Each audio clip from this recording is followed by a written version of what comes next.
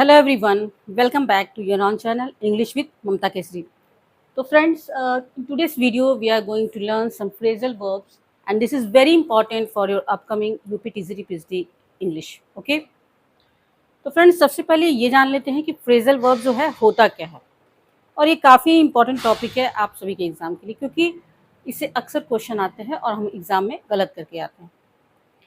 Phrasal verb जो होता है वर्ब के साथ प्रीपोजिशन या फिर एडवर्ब को जोड़ करके बनाया जाता है और जब उसका एक साथ इस्तेमाल करते हैं तब उसका जो अर्थ होता है वो एक विशिष्ट अर्थ निकलता है, एक स्पेशल अर्थ हमें मिल जाता है।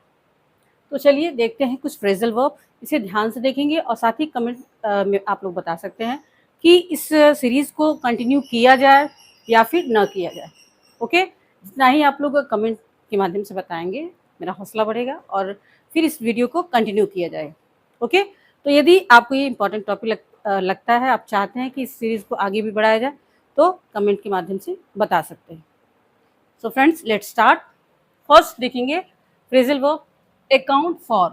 अकाउंट फॉर का मतलब होता है एक्सप्लेन द रीज़न, किसी चीज़ का कारण बताना। ठीक है, किसी चीज़ का कारण बताना, रीज़न बताना, उसे बोलते हैं अकाउंट फॉर। ठीक है, इसका सेंटेंस भी देखेंगे I can account for his unusual behaviour in this matter. मतलब इस मामले में मैं उसके असामान्य व्यवहार को एक्सप्लेन नहीं कर सकता या उसका स्पष्टीकरण मैं नहीं दे सकता। ओके,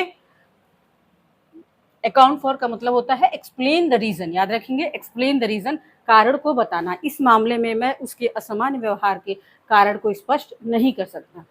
ओके, सेंटेंस को भी ध्यान से देखना है। नेक्स्ट देखेंगे ask after. Ask after means होता है आस्क अबाउट द वेलफेयर, किसी का कुशल क्षेम पूछना। ठीक है, किसी के कुशल क्षेम पूछना या हाल चाल पूछना भी बोल सकते हैं। इसका सेंटेंस देखेंगे I met your brother at the party he asked after you. मैं तुम्हारे भाई से पार्टी में मिला, वह तुम्हारे बारे में पूछ रहा था। ठीक है, ही आस्क्ड आफ्टर यू, ये वह तुम्हारे बारे में कुशल क्षेम पूछ रहा था। Okay, it means ask after means ask about the welfare, किसी का कुशल क्षेम पूछना या हाल चाल पूछना। नेक्स्ट देखेंगे आस्क फॉर। आस्क फॉर का मतलब होता है रिक्वेस्ट फॉर, किसी से किसी चीज़ के लिए प्रार्थना करना या फिर अनुरोध करना। सेंटेंस देखेंगे she asked for a glass of water, उसने एक गिलास पानी के लिए अनुरोध किया या एक गिलास पानी के लिए विनती किया। ओके, नेक्स्ट देखेंगे back out. Back out means withdraw from promise. ठीक है, वादे से मुकर जाना। ठीक है, back out means withdraw from promise, वादे से मुकर जाना।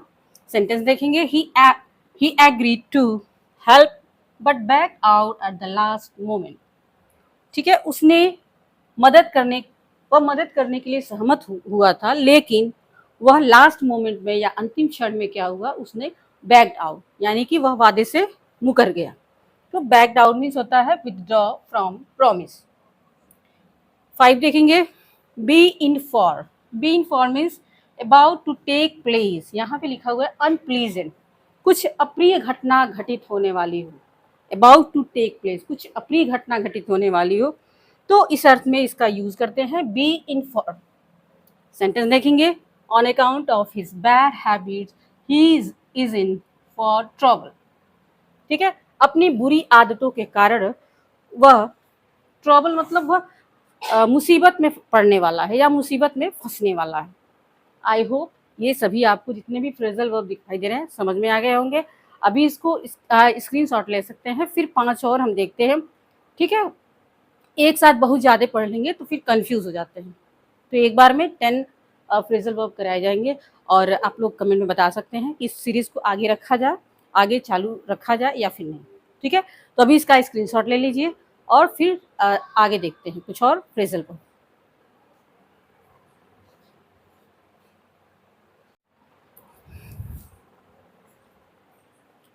ओके फ्रेंड्स, 6 नंबर देखेंगे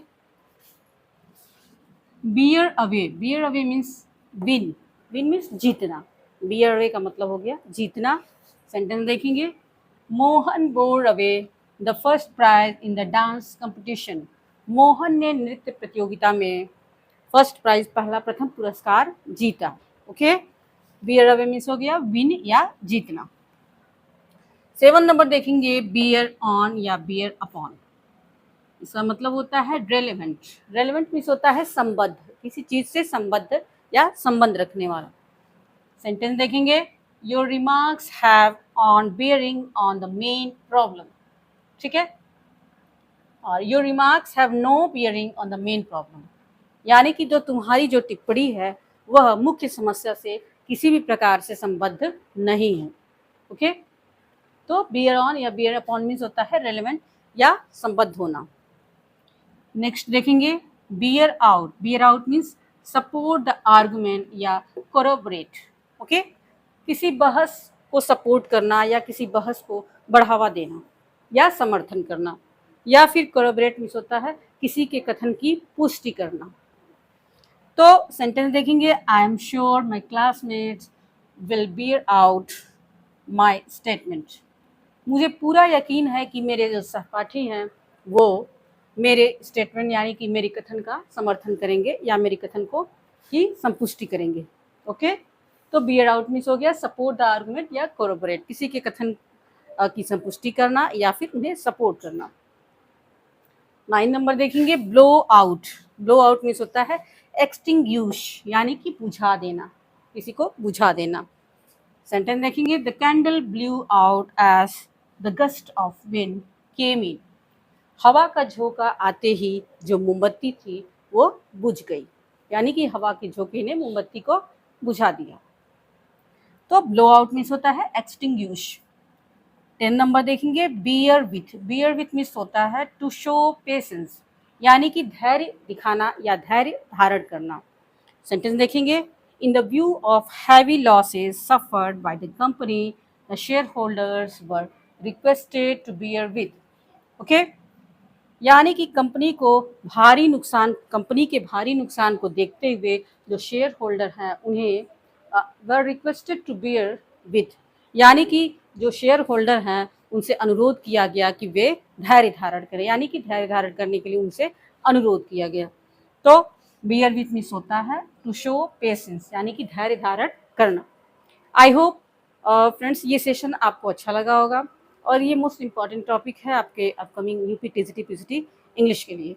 ओके, तो इसे ध्यान से देखेंगे, और सिर्फ 10 यहाँ पे 10 नंबर में लिया गया है।